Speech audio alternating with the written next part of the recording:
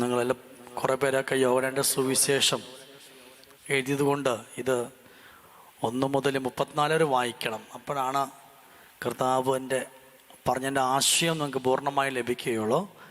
ഇതിൻ്റെ അകത്ത് അന്ധനെ സുഖപ്പെടുത്തി മാത്രമല്ല, ആത്മീയ അന്ധതയെക്കുറിച്ചിട്ടും വിശ്വാസവും അവിശ്വാസവും തമ്മിലുള്ള ബന്ധത്തെക്കുറിച്ചും പാപവും രോഗവും അതിനെക്കുറിച്ചിട്ടൊക്കെ കർത്താവ് വ്യക്തമായിട്ട് അടിവരയിട്ട് പഠിപ്പിക്കുക. ഒന്നാമതായിട്ട് കടന്നു പോകുമ്പോൾ ജന്മന അന്ധനായ ഒരുവനെ കണ്ടപ്പോൾ ശിഷ്യന്മാർ ചോദിച്ച ഒരു ചോദ്യമാണ്, ആരുടെ പാപനിമിത്തമാണ് ഇവൻ അന്ധനായത്? മറുപടിയായിട്ട് ഈശോ എന്താ പറഞ്ഞത്?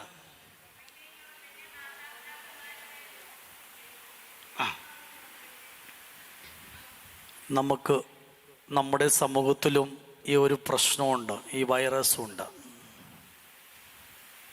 എന്തെങ്കിലും ജീവിതത്തിൽ സംഭവിച്ച പറയും, ഇത് നീ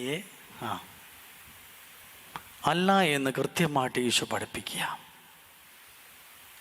പാപം വഴിയായിട്ട് രോഗം വരാം, അതിൽ സംശയമൊന്നുമില്ല. പക്ഷേ എല്ലാ രോഗങ്ങളും പാപത്തിൻ്റെയോ അല്ലെങ്കിൽ പൂർവികരുടെയോ തിന്മയുടെ ഫലമല്ല. ഇത് ഈശോ പഠിപ്പിക്കാൻ കാരണം യഹൂദ പാരമ്പര്യം അനുസരിച്ചുള്ള ഒരു വിശ്വാസമാണ് അന്ധത അല്ലെങ്കിൽ എന്തെങ്കിലും അസുഖം വന്നു കഴിഞ്ഞാൽ അത് അവൻ വരുന്ന ആളുടെയോ ആളുടെ മാതാപിതാക്കളുടെയോ കുഴപ്പം കൊണ്ടാണ് ഇതൊക്കെ സംഭവിക്കുന്നത് എന്ന് അല്ല എന്ന് ഈശോ വളരെ വ്യക്തമായിട്ടും ഇവിടെ പഠിപ്പിക്കുക. എന്നിട്ട് ഈശോ പഠിപ്പിക്കുന്ന വേറൊരു കാര്യം കൂടിയുണ്ട്. ലോകത്തിലെ അനുഭവപ്പെടുന്ന സഹനങ്ങൾ, വേദനകൾ എന്താന്ന് പറഞ്ഞേ?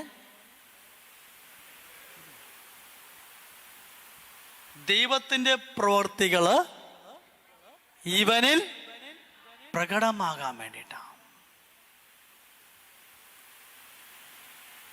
നമ്മൾ പാപം വഴിയായിട്ട് അസുഖം വരില്ല എന്ന് പറയില്ല.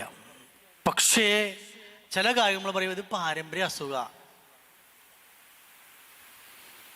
ഞാനിപ്പോൾ മദ്യപിക്കാൻ തുടങ്ങിയാൽ, ഒരു വ്യക്തി മദ്യപിക്കാൻ തുടങ്ങിക്കഴിഞ്ഞാൽ ആ വ്യക്തിക്ക് രോഗം വരുമില്ലേ? വരും. രോഗം വരും. അത് ആ വ്യക്തി ചെയ്യ പാപത്തിന്റെ ഫലമാണ്. നേരെ മറിച്ച് നല്ലൊരു മനുഷ്യൻ, പ്രാർത്ഥിക്കുന്ന ഒരു മനുഷ്യൻ പെട്ടെന്ന് ക്യാൻസർ വന്നു, അല്ലെങ്കിൽ പെട്ടെന്ന് ഒരു അസുഖം വന്നു, ഒരു ആക്സിഡന്റ് ആയി, അത് പാപത്തിന്റെ ഫലമല്ല.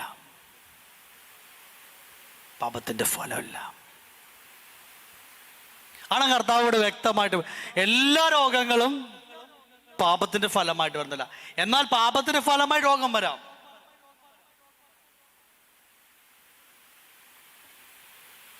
ഞാൻ ഒരു കൊലപാതകം ചെയ്തു,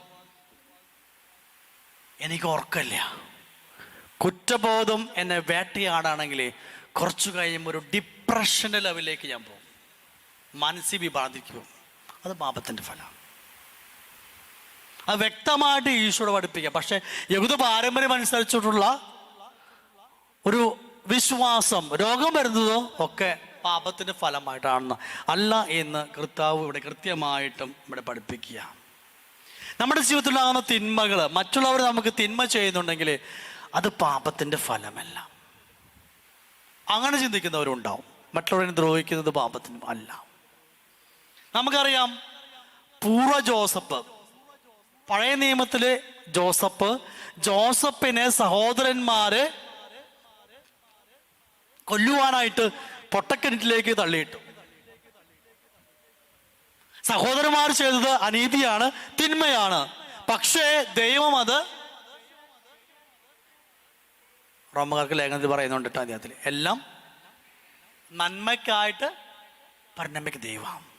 നമ്മുടെ ജീവിതത്തിൽ വരുന്ന സഹനങ്ങള്, ബുദ്ധിമുട്ടുകള്, അത് ദൈവമഹത്വത്തിൻ്റെ ഉപകരണമാക്കി മാറ്റുവാനായിട്ട് ആ മനോഭാവത്തോടെ എടുക്കേണ്ടത് ഒരു ശിഷ്യൻ്റെ ഒരു ആത്മീയതയിൽ വളർന്ന ഒരു വ്യക്തിയുടെ കടമയാണെന്ന് കൃത്യമായിട്ട് ഈശോ പഠിപ്പിക്കുക ഇവിടെ. അപ്പോഴാണ് നമ്മൾ ആത്മീയ മനുഷ്യരായിട്ട് മാറുവാനായിട്ട് സാധിക്കുക. ഇവിടെ 4-ാമത്തെ വാക്യം, എന്നെ അയച്ചവൻ്റെ പ്രവർത്തികൾ പകലായിരിക്കുവോളം, പകലായിരിക്കുവോളം എന്ന് കർത്താവോട് ഉദ്ദേശിക്കുന്ന അർത്ഥം, ഈ ലോക ജീവിതത്തിൽ നീ ജീവിക്കുന്നുണ്ടെങ്കിൽ എന്ത് വേണം? പകലായിരിക്കുവോളം നാം എന്ത് ചെയ്യേണ്ടിയിരിക്കണം? അതിന് മുമ്പത്ത് വായിച്ചാൽ ദൈവത്തിൻ്റെ പ്രവർത്തികൾ ചെയ്യേണ്ടിയിരിക്കുന്നു. മത്തായിയുടെ സുവിശേഷം 5-ാമത്തെ അധ്യായം 14, 15, 16 വാക്യങ്ങൾ, നിങ്ങളുടെ സ്വർഗ്ഗസ്ഥന പിതാവ്, പിന്നെ നിങ്ങളുടെ സൽപ്രവൃത്തിയിൽ കണ്ട് മറ്റുള്ളവരെ ദൈവത്തെ മഹത്വപ്പെടുത്തട്ടെ. എന്നെടുത്ത് വായിച്ചൻ മത്തായിയുടെ സുവിശേഷം 5-ാമത്തെ അധ്യായം 14, 15 വാക്യങ്ങൾ.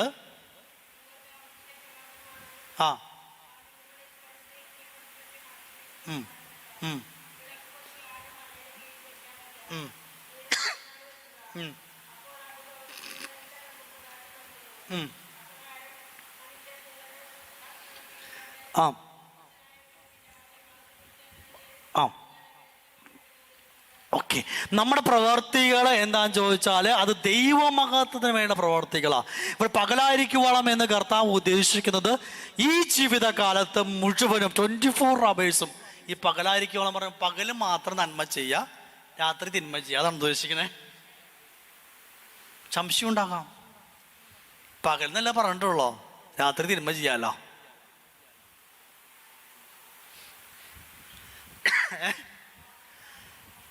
ലോകത്തിലായിരിക്കുവോളം കാലം പകലായിരിക്കും എന്ന് പറഞ്ഞാൽ ഈ ലോകത്തിൽ നിങ്ങൾ എങ്ങനെയാണോ, കാരണം ഒരു ആത്മീയത നിറഞ്ഞ ശിഷ്യനായ ഒരു വ്യക്തി, കർത്താവിൻ്റെ ശിഷ്യനായ വ്യക്തി എപ്പോഴും 24 hours നന്മ ചെയ്യാനാണ് ഈശോ ആഗ്രഹിക്കുന്നത്. പകലായിരിക്കുവോളം കാലത്ത് ആർക്കും ജോലി ചെയ്യാൻ കഴിയാത്ത രാത്രി, അത് ഏത് രാത്രിയാ ചോദിക്കട്ടെ?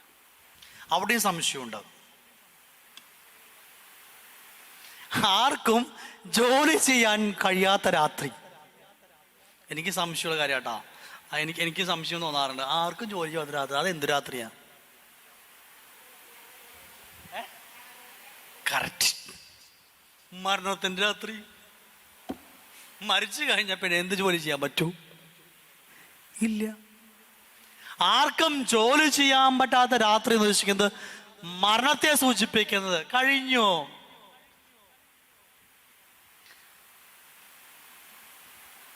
ആയിരിക്കുമ്പോൾ ഞാൻ ലോകത്തിൻ്റെ പ്രകാശമാണ്. ഈശോ പറയുകയാണ് അവിടെ മരണത്തെക്കുറിച്ചിട്ടും ജീവനെക്കുറിച്ചിട്ടും ഈശോ വളരെ വ്യക്തമായിട്ട് പഠിപ്പിച്ചിരിക്കുകയാണ്. മരണം അന്ധകാരമാണെന്നും ജീവിതം പ്രകാശമാണെന്നും തിരിച്ച് ഇതിൻ്റെ തുടക്കത്തിൽ യോഹന്നാൻ സ്ലീഹയെ പഠിക്കുമ്പോൾ നമുക്കത് കുറിച്ച് അറിയാൻ പറ്റും. എടുക്കുമ്പോഴാണ് ഇതിൻ്റെ പൂർത്തീകരണം മനസ്സിലാക്കാനായിട്ട് സാധിക്കുകയുള്ളൂ. ഓക്കെ, ഇനി 9:4 പറയുന്നത്, എന്നെ അയച്ചവൻ്റെ പ്രവർത്തികൾ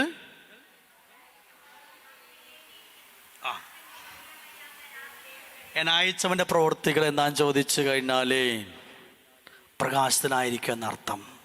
അതിൻ്റെ അർത്ഥം പ്രകാശത്തിൻ്റെ ഫലങ്ങൾ, പ്രകാശത്തിൻ്റെ മക്കളെ പോലെ ആദരിക്കുവാനെന്ന് പൗലോസ് നമ്മൾ പഠിപ്പിക്കുന്നുണ്ട്. ദൈവത്തിൻ്റെ മക്കളായിട്ട് ജീവിക്കാനായിട്ടാണ് അവിടുന്ന് ദൈവം നമ്മളെ വിളിച്ചിരിക്കുന്നത്. Praise Lord, hallelujah, hallelujah. ഇപ്പൊ പൂർവ്വ ജോസഫ് ജീവിതത്തിൽ കിട്ടിയ ആ സഹോദരന്മാർ നമുക്കെതിരെ ചെയ്ത തിന്മ ജോസഫ് സന്തോഷം സ്വീകരിച്ചപ്പോൾ അത് നന്മയ്ക്കായിട്ട് മാറി. ഇനി പാപത്തിന്റെ ഫലം നമ്മൾ ചിന്തിക്കുമ്പോൾ ഒരു കാര്യം കൂടിയുണ്ട്. നമ്മുടെ പാപത്തിന്റെ ഫലമായിട്ട് എന്നിലേക്ക് സഹനം വന്നു, അതോടുകൂടി നിരാശപ്പെടേണ്ട ആവശ്യമുണ്ടോ ചോദിക്കട്ടെ? നിരാശപ്പെടേണ്ട ആവശ്യമുണ്ടോ? നിരാശപ്പെട്ട എന്തുണ്ടാവും?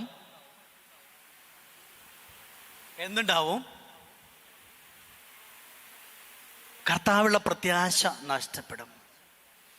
ഇപ്പൊ ഞാൻ മദ്യപാനിയായി, എനിക്ക് അതുവഴിയായിട്ട് അസുഖം വന്നു, കിടപ്പായി, ഞാൻ സഹിക്കുന്നുണ്ട്, എനിക്ക് രക്ഷപ്പെടാൻ പറ്റുമോ? ഞാൻ പാപം ചെയ്തിട്ടാണ് മദ്യപാനം പാപമാണ്, എല്ലാവർക്കും അറിയാതെ. അതുവഴിയായിട്ട് എനിക്ക് രോഗം വന്നെങ്കിൽ ആ രോഗം വഴിയായിട്ട് എനിക്ക് രക്ഷപ്പെടാൻ സാധിക്കില്ലേ? നിങ്ങളൊന്നും പറയണില്ല. അനുതപിച്ച് മാനസാന്തരപ്പെട്ട് ആ സഹനം സന്തോഷത്തോടെ കാഴ്ചവെച്ചാല് രക്ഷ പ്രാപിക്കോ ഇല്ലേ? ഉദാഹരണം എവിടെ? ബൈബിളിലെ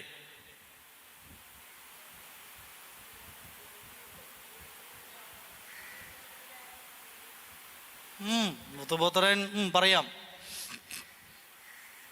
എവിടെ? ചിന്തിക്കേ. ബൈബിൾ ഉദാഹരണം എവിടെ? നല്ല കള്ളൻ കള്ളനായിരുന്നു.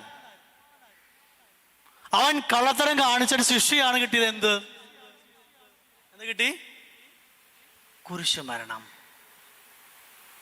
പക്ഷേ അവൻ അനുതപിച്ച് കർത്താവിലേക്ക് നോക്കി ആ സഹനം കാഴ്ചവെച്ചപ്പോൾ അവൻ പറുദീസ കട്ടെടുത്തു എന്നാണ് പറയുന്നത്. മറ്റേ കളനെയായിരുന്നു. പക്ഷേ ആ സഹനം വന്നു കഴിഞ്ഞപ്പോൾ, ആ സഹനം കർത്താവിലേക്ക് കാഴ്ചവെക്കുമ്പോൾ അനുതാപത്തോട് കർത്താവിന്റെ മുഖത്തേക്ക് നോക്കിയില്ല. അതാ പ്രശ്നം ഉണ്ടായത്. അവിടെയാണ് വ്യത്യാസം നമുക്ക് അനുഭവിക്കാനായിട്ട് സാധിക്കേണ്ടത്. ഇത് കർത്താവ് കൃത്യമായിട്ട് ഇവിടെ കാണിച്ചു തരികയാണ് നമ്മുടെ അടുത്ത്. ഇനി കർത്താവ് ഈ അന്ധനെ സുഖപ്പെടുത്തിയത് എങ്ങനെ?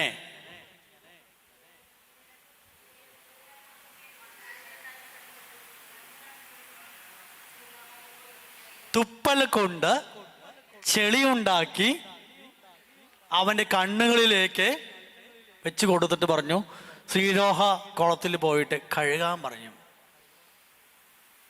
ഉണ്ടാകട്ടെ എന്ന് പറഞ്ഞ കാശ് ലഭിക്കട്ടെ എന്ന് പറഞ്ഞു കഴിഞ്ഞാലേ കാശ് ലഭിക്കില്ലേ? പിന്നെ നിന്നെ എൻ്റെ ആവശ്യം ഉണ്ടായിരുന്ന?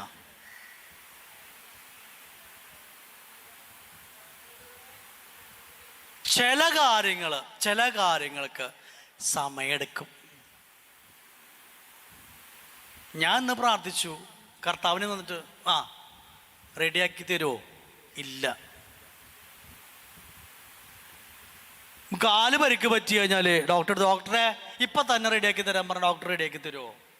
ഇല്ല. എന്തുണ്ട്? അതിനൊരു പ്രൊസീജിയറുണ്ട്. എന്താ പ്രൊസീജിയർ? എക്സ്റേ എടുത്ത് നോക്കണം, എവിടെ പൊട്ടൽ നോക്കണം. അതിന് സമയമെടുക്കും. അല്ലെങ്കിൽ ഇപ്പൊ തന്നെ എനിക്ക് റെഡി ആവണമെന്ന് പറഞ്ഞാ ശരിയാവോ?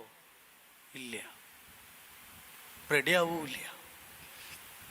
പ്രാർത്ഥിച്ച കഴിഞ്ഞാൽ ഇപ്പൊ തന്നെ എനിക്ക് ഉത്തരം കിട്ടണം, ഇപ്പൊ തന്നെ എനിക്ക് അത്ഭുതം സംഭവിക്കണം. ഇല്ല. അതുകൂടി കർത്താവ് ഇവിടെ കാണിച്ചിരിക്കുക. ദൈവത്തിന്റെ മഹത്വം അതിന് സമയമെടുക്കും. ഒന്ന്. രണ്ടാമതായിട്ട് ഇത് പഴയ നിയമത്തിന്റെ സൃഷ്ടിയുടെ കർമ്മത്തില് ഉൽപ്പത്തി പുസ്തകം 2-ാം അധ്യായം 7-ാം വാക്യത്തില് ദൈവമായ കർത്താവ് മനുഷ്യനെ സൃഷ്ടിച്ചത് എങ്ങനെയാ? മണ്ണിൽ നിന്ന് ചെളി ഉണ്ടാക്കി പിതാവായ ദൈവം ചെയ്തു. ഇവിടെ പിതാവായ ദൈവത്താൽ അയക്കപ്പെട്ടവനാണ് ആര്? ഈശോ എന്ന് ഇവിടെ പ്രഖ്യാപിക്കുക ചെയ്യുന്നത്. ഈശോ എന്ന് പ്രഖ്യാപിക്കുക ചെയ്യുന്നു ഇവിടെ. ഈശോ അത് തമ്മിൽ ബന്ധമുണ്ട്. പിതാവായ ദൈവത്താൽ അയക്കപ്പെട്ട ദൈവത്തിന്റെ പ്രവൃത്തി, പിതാവായ ദൈവത്തെ മഹത്വപ്പെടുത്തിയ പ്രവൃത്തി മാത്രം ചെയ്യാനായിട്ട് ഇവിടെ, അതാണ് ശ്രീലോഹ എന്ന വാക്കിന്റെ അർത്ഥം, അയക്കപ്പെട്ടവനാണ്. ദൈവത്താൽ അയക്കപ്പെട്ടവനാണ് ഈശോ എന്ന് ഇവിടെ ഇൻഡയറക്റ്റ് ആയിട്ട് പരസ്യപ്പെടുത്തുക ചെയ്യുന്നത്. ഇൻഡയറക്റ്റ്ലി അവിടെ പിതാവായ ദൈവം മനുഷ്യൻ സൃഷ്ടിച്ചപ്പോൾ നിങ്ങൾ കാര്യം ശ്രദ്ധിച്ചിട്ടുണ്ടാ? സൃഷ്ടികർമ്മത്തിലെ പക്ഷിനെ സൃഷ്ടിച്ചതാണോ പക്ഷിയാക്കിയെടുത്തത്? ഭൂമിയൊക്കെ ഒക്കെ നിങ്ങൾ 6 ദിവസം വരെ മനുഷ്യനൊഴിച്ച് ബാക്കിയെല്ലാം എന്താ ചെയ്തേ? ഉണ്ടാകട്ടെ ഉണ്ടാകട്ടെ എന്ന് പറഞ്ഞു. മനുഷ്യരെ മാത്രം ഉണ്ടാകട്ടെ എന്ന് പറഞ്ഞില്ല. എന്താ കാരണം?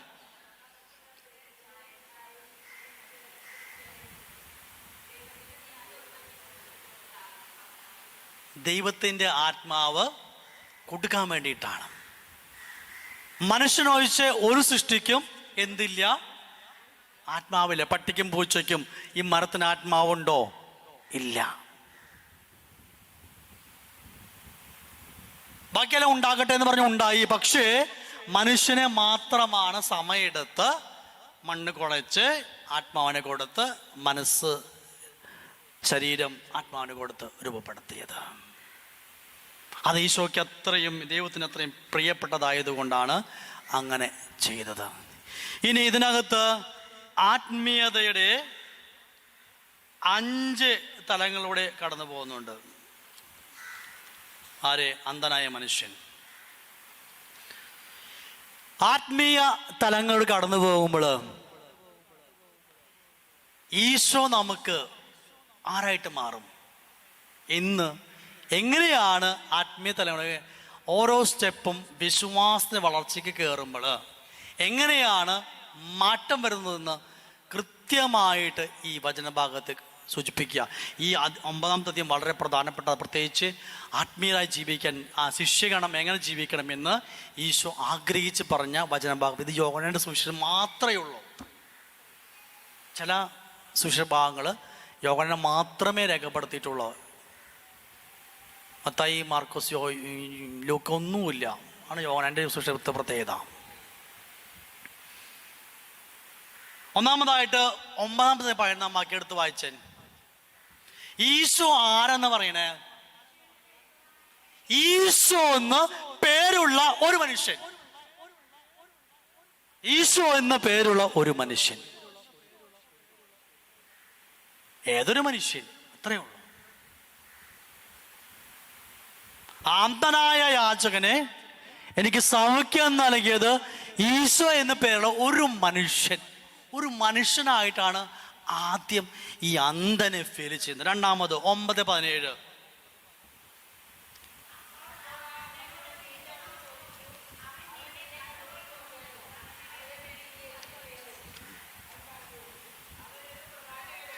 അവനൊരു പ്രവാചകനാണ്. രണ്ടാമത്തെ അനുഭവം.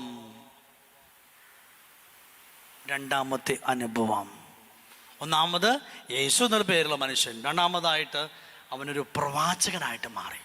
മൂന്നാമത്തെ അനുഭവം 9:33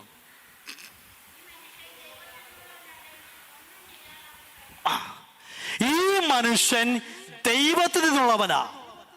സാക്ഷ്യം കൊടുക്കുക, ഈ മനുഷ്യൻ ദൈവത്തിൽ നിന്നുള്ളവനാ. മറ്റേ യേശു പേരുള്ള മനുഷ്യനായി, രണ്ടാമത് പ്രവാചകനായി. ഇപ്പൊ പറയണു ഈ മനുഷ്യൻ ദൈവത്തിൽ നിന്നുള്ളവനാ. അങ്ങനെ പറയാൻ കാരണം ദൈവത്തിൽ നിന്നല്ലാതെയും അത്ഭുതങ്ങൾ സംഭവിക്കും. അത്ഭുതങ്ങൾ സാത്താനും സംഭവിപ്പിക്കാം. ദൈവത്തിൽ നിന്ന് മാത്രമല്ല അത്ഭുതങ്ങൾ സംഭവിക്കുക, സാത്താനിൽ നിന്നും സാത്താനും അത്ഭുതം പറയും. അത് കൃത്യമായിട്ട് ഇവിടെ പറയുകയാണ്, ഈ മനുഷ്യൻ ദൈവത്തിൽ നിന്നുള്ളവനാ. അടുത്തത് 9:35-37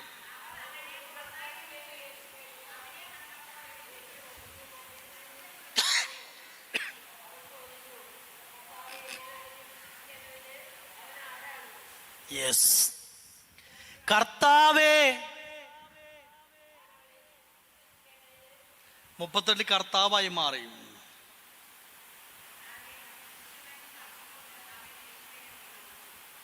ഓക്കെ, സാധാരണ ആ അനുഭവം കിട്ടിക്കഴിഞ്ഞപ്പോൾ യേശു എന്ന പേരുള്ള മനുഷ്യൻ, രണ്ടാമതായിട്ട് പ്രവാചകനായി, ദൈവത്തിനുള്ളവനായി, മനുഷ്യപുത്രനായി, കർത്താവായി. ഒരു ആത്മീയ തലത്തിലേക്ക് ഉയരേണ്ട ഒരു വ്യക്തി എങ്ങനെയാണ് ആത്മീയതയുടെ വശങ്ങൾ കയറി പോകേണ്ടതെന്ന് കൃത്യമായിട്ട് ഇവിടെ അന്ധനായ വ്യക്തിയിലൂടെ ഈശോ നമുക്ക് കാണിച്ചു തരികയാണ്. ഇനി നമുക്കിവിടെ കാണാനുള്ളത് വിശ്വാസത്തിൻ്റെ തലവും അവിശ്വാസ തലവും കാണാം. നമ്മൾ പലപ്പോഴും വിചാരിക്കും ഞാനൊരു ആത്മീയ മനുഷ്യനാണെന്നുള്ളത്. പക്ഷേ ഈ ആത്മീയ മനുഷ്യരാണെന്ന് കരുതപ്പെടുന്ന ആണ് ആത്മീയ അന്ധത എന്ന് പറയുന്നത്. ആത്മീയ മനുഷ്യരാണ്, ഞങ്ങൾ ആത്മീയ മനുഷ്യരാണെന്ന് കരുതപ്പെടുന്നവരിലാണ് അവിശ്വാസം ചിലപ്പോൾ കടന്നുകൂടാൻ സാധ്യതയുണ്ട്. കർത്താവ് പറഞ്ഞ പാപികൾ നിങ്ങൾക്ക് മുമ്പ് സ്വർഗ്ഗത്തിൽ പ്രവേശിക്കും. ഫരിസയരും നിയമജ്ഞരും അവരെ നിയമത്തിൻ്റെ തട്ട് ഓരോന്നും പറഞ്ഞവിടെ ഇരിക്കും. ഞങ്ങളാണ് ഏറ്റവും പ്രധാനപ്പെട്ട വ്യക്തി, പക്ഷേ അവരൊന്നും കയറില്ല. ഇനി അന്തരയാചന പ്രത്യേകത നമുക്ക് നോക്കാം. 9:15 9:15 എടുത്ത് നോക്കിയാൽ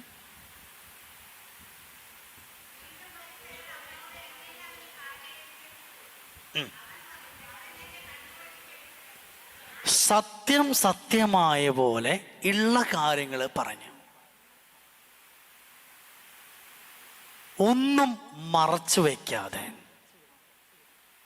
കാരണം ഫരിസയരോട് പറഞ്ഞു കഴിഞ്ഞാൽ അവർ പിടിച്ചു കൊണ്ടുപോയി തുറങ്ങടയ്ക്കും, ചിലപ്പോൾ കൈയും കാലൊക്കെ തല്ലി കൊടിച്ചതും വരും. ആ എളിമയോട് കൂടിയിട്ട് തുറവയുള്ളവനായിട്ട് കൃത്യം പോലെ കാര്യങ്ങൾ വിശദീകരിച്ചു. ഇനി 30-35 ഒരു വായിച്ചാൽ.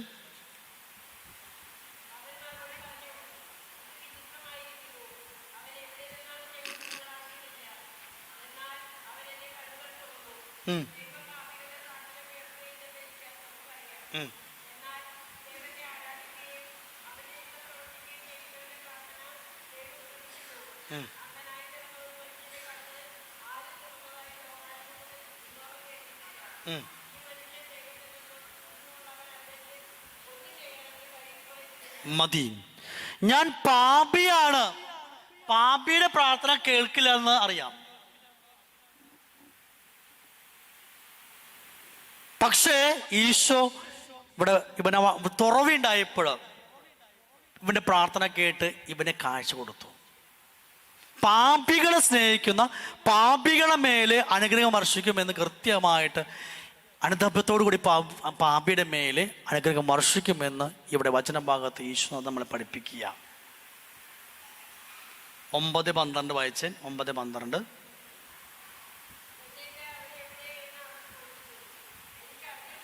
എനിക്ക് അറിഞ്ഞുകൂടാ. അറിയാത്ത കാര്യങ്ങൾ അറിയില്ല, എനിക്ക് അജ്ഞതയുണ്ട് എന്ന് എളിമയുള്ളവർക്ക് സമ്മതിക്കാൻ പറ്റുള്ളൂ.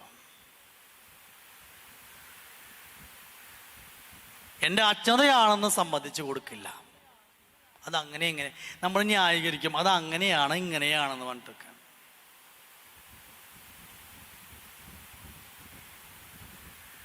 ഒമ്പത് 25.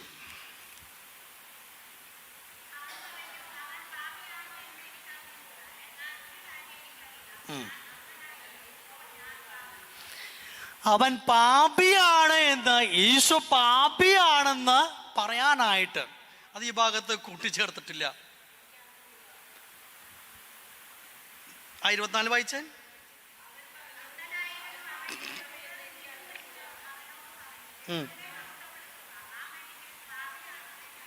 കറക്റ്റ്. നീ ദൈവത്തെ മഹത്വപ്പെടുത്തുക. ഫരിസയരെ ഇവനെ വിളിച്ച് രഹസ്യം വിളിച്ച് പറയാണ്, നിന്നെ സൗഖ്യപ്പെടുത്തിയ മനുഷ്യൻ പാപിയാണെന്ന് പറയാൻ കള്ളസാക്ഷ്യം. എന്നിട്ട് നീ ഞങ്ങളോട് ദൈവത്തെ മഹത്വപ്പെടുത്തിക്കാം.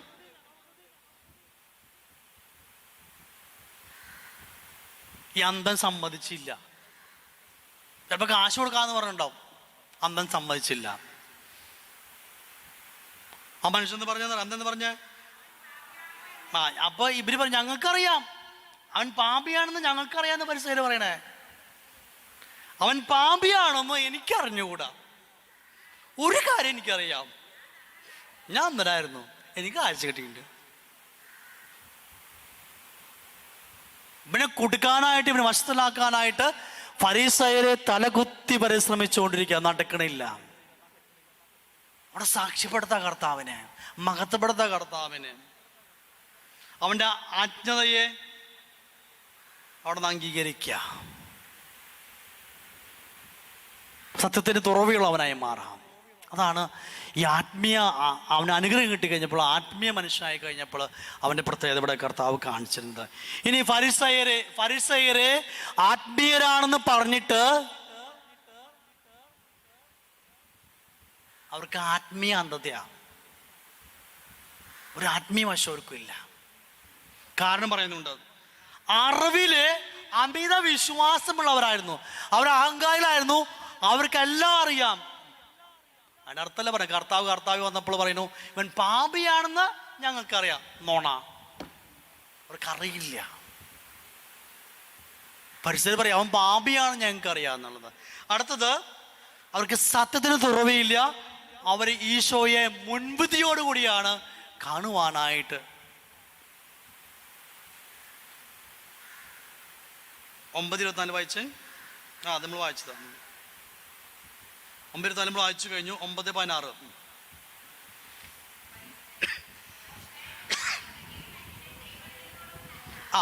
ഈ മനുഷ്യൻ ദൈവത്തിനുള്ളവനല്ല, അവൻ സാപത്ത് ആചരിക്കുന്നില്ല.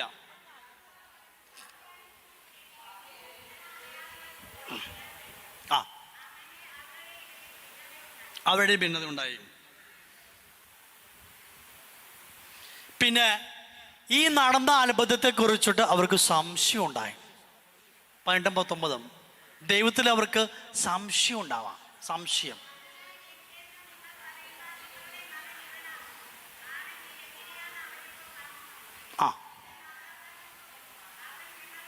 മാതാപിതാക്കളെ പിടിച്ച് അവരെ കൊണ്ട് മാറ്റി പറയിപ്പിക്കാനായിട്ട് പരിശ്രമിച്ചു.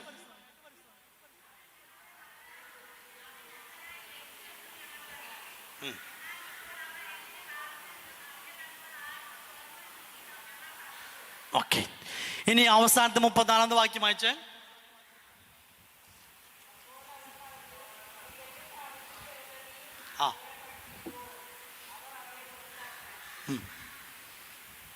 അവർ അവനെ പുറത്താക്കി. അവരെ സമൂഹത്തിൽ നിന്ന് അവനെ പുറത്താക്കി. എന്തുകൊണ്ട്? നീ പാപിയായ നീ ഞങ്ങളെ പഠിപ്പിക്കാൻ വരണ്ട, യേശു പാപിയാണെന്ന് ഞങ്ങൾക്കറിയാം, നീ ഇത് പറഞ്ഞില്ലെങ്കിൽ നിന്നെ പുറത്താക്കും. ഇനി 35 വായിച്ചു നോക്കാം. ആരറിഞ്ഞു? യേശു കേട്ടോ.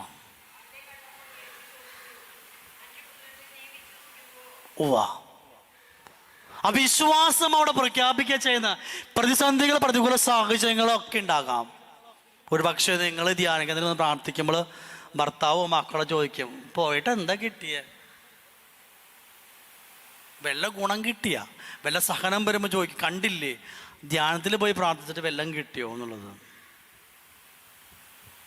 സ്വാഭാവികം. ഇവിടെ വിശ്വാസത്തെയും അവിശ്വാസം തമ്മിൽ ഫൈറ്റാ.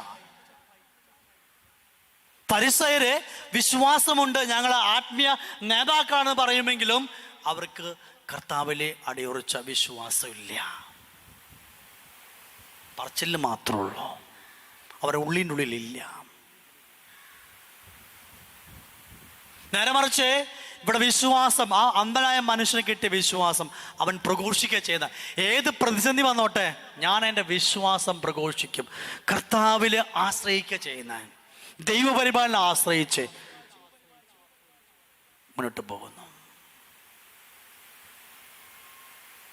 അവസാനം കർത്താവ് അവനെ പുറത്താക്കി എന്ന് കർത്താവ് കേട്ടപ്പോൾ, അവനെ കണ്ടപ്പോൾ ചോദിച്ചു, മനുഷ്യപുത്രനെ വിശ്വസിക്കുന്നുവോ? ഉവ്വ. 4-ാമത്തെ കർത്താവ് പറഞ്ഞു പ്രഖ്യാപിക്കുന്ന മുമ്പായിട്ട് മനുഷ്യപുത്രനായിട്ട് ഇവൻ അംഗീകരിക്കുക ചെയ്യുന്ന കർത്താവിനെ. യേശുവിൻ്റെ പേരെ മനുഷ്യൻ, പ്രവാചകനായി, പിന്നെ മനുഷ്യപുത്രനായി, പിന്നെ കർത്താവായി, ദൈവത്തിനുള്ളവനായി. അതുകൊണ്ട് അന്ധനായ മനുഷ്യൻ്റെ വിശ്വാസ പ്രഖ്യാപനമാണ് ഈ 9-ാമത്തെ അധ്യായം കാണുവാനായി സാധിക്കുക. നമ്മുടെ ജീവിതമായിട്ട് ഒത്തിരിയേറെ ബന്ധമുള്ള അധ്യായമാണ് ഇത്. ആത്മീയതയിൽ വളരുമ്പോൾ നമുക്കുണ്ടാകുന്ന പ്രതിസന്ധി ഘട്ടങ്ങളും പ്രതികൂല സാഹചര്യങ്ങളും എങ്ങനെ വിശ്വാസത്തിൻ്റെ ആഴപ്പെട്ട് മുന്നോട്ട് പോകാം എന്ന് ചിന്തിക്കുന്ന അവസരങ്ങളാണ്. ഇനി നമ്മൾ ഒരുപാട് പ്രാർത്ഥനയ്ക്ക് വരുമ്പോൾ നമുക്കൊരു സഹനം വരും. മറ്റുള്ളവർ പറയും, കണ്ടില്ലേ പ്രാർത്ഥിക്കാൻ പോയിട്ടാണ് ഈ സഹനം ഉണ്ടായതെന്ന്. അതും പറയും. അപ്പൊ വിശ്വാസവും അവിശ്വാസവും തമ്മിൽ ഒരു ഫൈറ്റിംഗ് ഉണ്ടാകും. ഒരു ഫൈറ്റിംഗ് അസ്വാഭാവിക. അപ്പൊ അതിനതിജീവിച്ച് ജീവിക്കുമ്പോഴാണ് നമ്മുടെ കൂടുതൽ പരിശ്രമാൻ്റെ അപേക്ഷിച്ച് വളർന്ന് പുതിയ അനുഭവങ്ങളിലേക്ക്, പുതിയ അഭിഷേകങ്ങളിലേക്ക് ചായുവാനായിട്ട് കർത്താവിൽ ആശ്രയിക്കുവാനായിട്ട് നമുക്ക് സാധിക്കുക. അതിനിടെ ദൈവം നിങ്ങൾ സമൃദ്ധമായിട്ടും ആസ്വദിച്ച് അനുഗ്രഹിക്കട്ടെ. പിതാവിൻ്റെയും പുത്രൻ്റെയും പരിശുദ്ധാത്മാവിൻ്റെയും നാമത്തിൽ ആമേൻ.